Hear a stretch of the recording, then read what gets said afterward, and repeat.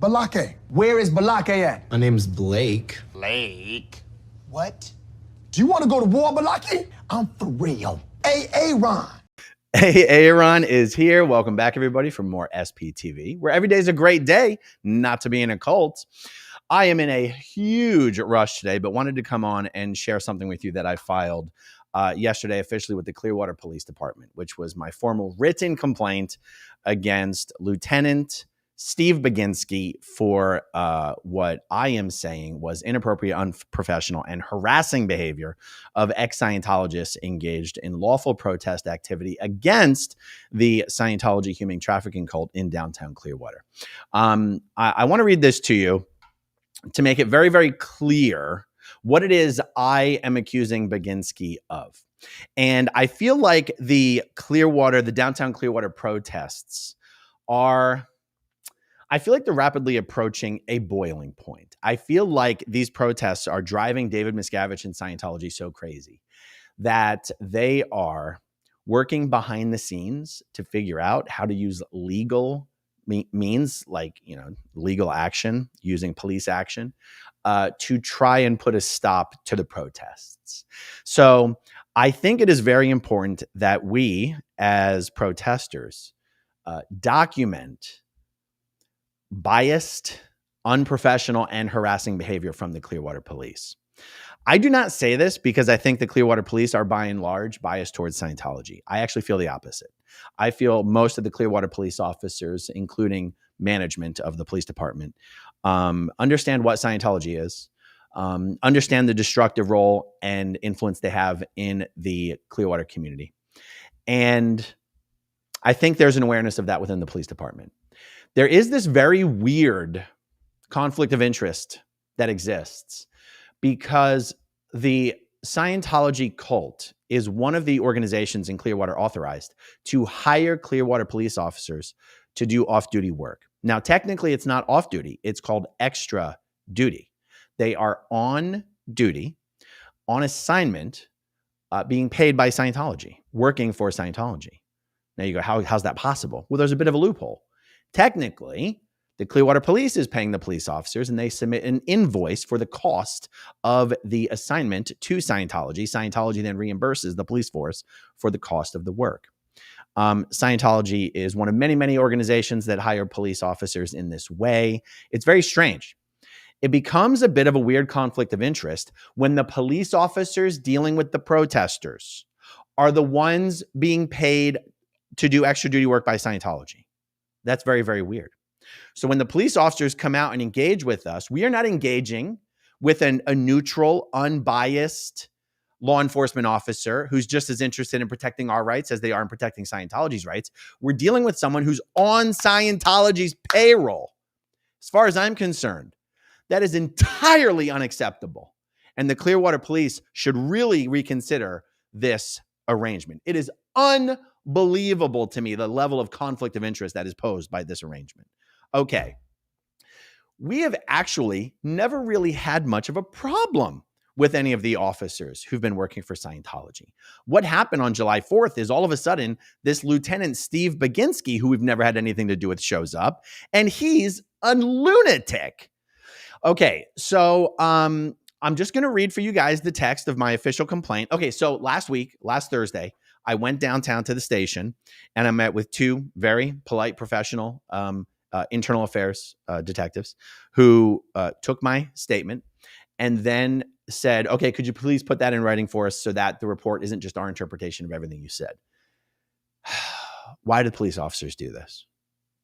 At least record everything I said and turn it into a report. If I knew I was going to have to then put it all into writing, I would have recorded everything I said and then just transcribed that into a report. Anyway, maybe this is standard police procedures. Maybe it's a way to see if you contradict yourself in your first point and your second report. I have no idea.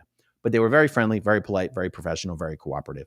And now that they have my report, I expect that they will investigate the matter and deal with this appropriately. Anyway, guys, I'm in a little bit of a rush. Here is the text of my complaint. I'm just going to read it out loud for you.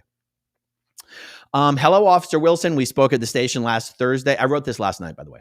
last Thursday, July 10th, about a complaint I wanted to file against Lieutenant Steve Baginski. Here's the write-up you asked me for.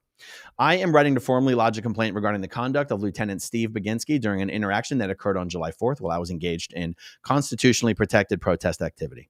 My concerns center on Lieutenant Baginski's unprofessional behavior, inappropriate application of the law, and threatening demeanor, which I believe violated the standards of conduct expected of law enforcement officers. Below, I outline the specific issues observed during this encounter. 1, unprofessional and escalatory behavior. During the interaction, I was live streaming from my phone, as is my right, during public protest activity. Lieutenant Baginski requested that I capture him on camera. However, when I complied by turning my phone towards him, he responded by ordering me to get the phone out of his face.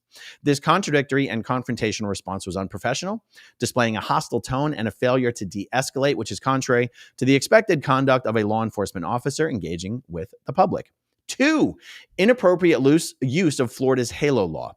Approximately 15 minutes later, while Lieutenant Baginski was engaged in a consensual conversation with another protester, not an investigative or law enforcement activity. In other words, nobody was detained, nobody was being investigated, nobody was suspected of committing a crime. It was just a consensual encounter. Consensual is a sort of a legal term in this sense. It was not law enforcement activity that was occurring. No, everybody was free to leave. Nobody had to be there. Okay. While engaged in a consensual conversation with another protester, not an investigative or law enforcement activity, he demanded that I maintain a distance of 25 feet, citing Florida's HALO law. 5 minutes later, observing that I was approximately 10 to 15 feet away, he loudly stated that I was clearly within 25 feet, implying a threat of arrest. That's the purpose of the HALO law. You get one warning, next time you're under arrest. Given that he was not investigating a crime or performing any official police duty at the time, this invocation of the HALO law was inappropriate and appeared to be an attempt to intimidate me while I was exercising my constitutional rights. 3, threatening language and retaliation. After concluding his conversation with the protester, as Lieutenant Baginski walked away, I made critical remarks about his conduct. In response, he turned around and called me a coward. This remark was not only unprofessional, but also carried an implied threat, suggesting that my actions were only protected because they were recorded on camera. Such language undermines protected trust in law enforcement and escalates tensions unnecessarily. 4, failure to properly identify. During the interaction, I requested Lieutenant Baginski's name and badge number. He responded dismissively with, "Don't worry about it," rather than clearly providing the requested information. While I later noted that his name was visible on his uniform, which may satisfy identification requirements, his dismissive response appeared to be a refusal to comply with my request, further contributing to his unprofessional demeanor. Now, when I met with the 2 detectives, they did show me a written printout of a policy, which was interesting because they already had it printed out in advance of our meeting. That said, in Clearwater, Florida, the fact that your name is printed on your uniform satisfies requirements to identify. Now, I would still argue, if you say, "What's your name and badge number?" there's a difference between an officer saying, "My name is on my uniform," and saying, "Don't worry about it." I mean, so whether it technically violates the required to identify or not, it is certainly unprofessional behavior. Okay. Where was I? 5. Okay, we read 4. Number 5, unprofessional comments regarding protest activity. Lieutenant Baginski expressed frustration, stating that he receives frequent phone calls from the Church of Scientology complaining about protesters, and that he is tired of getting the phone calls. This statement is highly inappropriate, as it suggests that protesters are responsible for the actions of a third party. My fellow protesters and I were engaged in constitutionally protected activity, and it is not our responsibility to prevent complaints from private entities or to alleviate the lieutenant's workload. Such comments indicate bias and a failure to uphold the constitutional rights of citizens. Now, I watched the video again. Technically, he did not say, "I'm tired of receiving the phone calls." He did not use those words. What he said was, "I get phone calls. Who do you think the phone calls go to? I get all the phone calls. And when I'm getting phone calls from both sides, I've got to do something about it." So he didn't say, "I'm tired of getting the phone calls." He said, "When I'm getting phone calls from both sides, I've got to do something about it." He's not getting phone calls from both sides. They've never received any phone calls from us at the time that this conversation with Baginski occurred. The protesters have never once called the police on Scientology or Scientologists, even once in the 18 to 24 months that protesters have been regularly going out there. So again, the spirit of my complaint is accurate here, that those exact words that I used, it turns out, were not accurate. Okay. In summary, Lieutenant Baginski's conduct during this encounter was marked by unprofessionalism, escalatory behavior, inappropriate application of the law, threatening language, and dismissive attitude toward his duty to identify himself. These actions undermined my rights as a citizen engaged in lawful protest activity and eroded public confidence in the professionalism of the police department. I respectfully request a thorough investigation into Lieutenant Baginski's conduct during this incident. I am available to provide additional details or evidence, including any relevant footage from my live stream.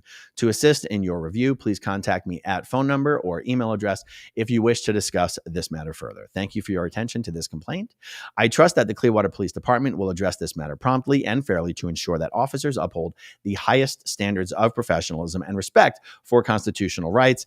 And I include a link to the video, and I include timestamps of when the interaction with Baginski occurred. So that is the actual complaint. There is a verbal report as of now that after our last protest activity where chalk was applied to the public sidewalk, this is verbal, we don't have verification of it yet, that Clearwater City trucks were out there cleaning the chalk. This may or may not be true, but if it is true, it's a little troubling, okay? No one else in the city of Clearwater could make a phone call to the city that there's chalk on a public sidewalk, especially during a time of year when it's raining almost every day, and have city trucks show up within an hour to clean the chalk. Up until now, it has been Scientology's own workers, who, by the way, there's no cost associated with these workers. Scientology's workers, there's 1,600 of them on the Clearwater base. They work 120 hours a week for $47 a week. 100 Sea Org workers could be out there cleaning the chalk. It doesn't cost Scientology anything. Up until now, it's Scientology's own workers that have been out there cleaning up the chalk. The fact that the city cleaners may have allegedly showed up to clean the chalk indicates to me two possibilities. Scientology has an inside man in the city that they can call to get whatever they want done, such as this. Or the city is actively working with Scientology to build a case that the protesters are creating a public nuisance to the city of Clearwater, not to the Church of Scientology, and that the protesters are needlessly costing the city of Clearwater money, and therefore our chalk art, our chalk murals for protest are somehow exceeding the protections provided by the First Amendment? Yeah. And again, and that the city is working with Scientology to build a case to restrict our activity out there. Again, this is all speculation based on an unconfirmed report that the city trucks were the ones out there cleaning up the chalk. For this reason, I believe that we as protesters, as we move forward, I'm speaking for myself because I'm probably the most aggressive one out there, need to make sure we're protecting ourselves. So, my interactions with Lieutenant Baginski were intentionally antagonistic. I am going to handle that differently in the future. Also, I don't think Baginski is going to be coming out and interacting with us, but I am not going to be out there trying to escalate with officers. But we are going to be thoroughly documenting any perceived bias towards Scientology. I'll give you an example. Last Friday evening, Scientology had 8 cars illegally parked on the sidewalk for 3 hours to prevent the protests from occupying that space. We called the police. The police came out. They indicated that this was a violation. And they asked us, hey, listen, after speaking with Scientology, they said, if these guys move their cars, are you just going to move your cars there? Now, I could have said, that's really none of your business. Like, what they're doing is either legal or illegal. They either need to move them or don't move them. And you telling them to move their cars should not be contingent on us promising you we're not going to put our cars there. I could have said that, but I didn't. I said, no, not only do we have no intention of doing that, I can give you my word, we will not do that. And the officers basically said, okay, good. We're going to leave this officer here behind to take care of this. And basically, thank you for being so cooperative. Well, guess what? The officer never made them move their cars and they never moved their cars. So it's like, that's what's called biased behavior. I mean, that's biased behavior, right? So anyway, I'm going to revisit this a little more later today. I'll probably revisit this a little more tomorrow. I am in a rush and I'm probably already over long here, but I just wanted to share with you the official report that was submitted. And let's see, guys, let's see what type of needless escalation occurs on Scientology's behalf or even on behalf of the police on Friday. Let's hope there's none. Because I tell you what, we're not looking for. We're not looking for escalation. And it's one of the reasons I want to get as many people out there as possible is that so that I'm not the only one streaming. I'm not the only one recording. And I do expect we're going to have a lot more people than normal out there this Friday. And I expect Scientology is going to see that as even more of a threat than usual. And I expect they're going to resort to some unusual solutions to try to get us to escalate in ways that will create legal problems. We're aware of that, and we're not going to fall for it. Okay, guys, just a few comments here, and we'll wrap it up. Jill Davidson, thank you so much for gifting a channel membership. That is very kind for you. And I see another one talking about some of Scientology's hate videos. I don't like promoting their hate videos, so I'm not going to bring up the comment. But I will tell you, all the videos that I see Scientology publishing right now they're just republishing videos they recorded many, many years ago. They're not even putting out anything new. Okay, guys, thank you so much. Stay tuned. Much more to come. Talk to you guys soon. Okay, if you want to see my rock and roll songs, click right on this guitar. And if you want to see a different one of my videos,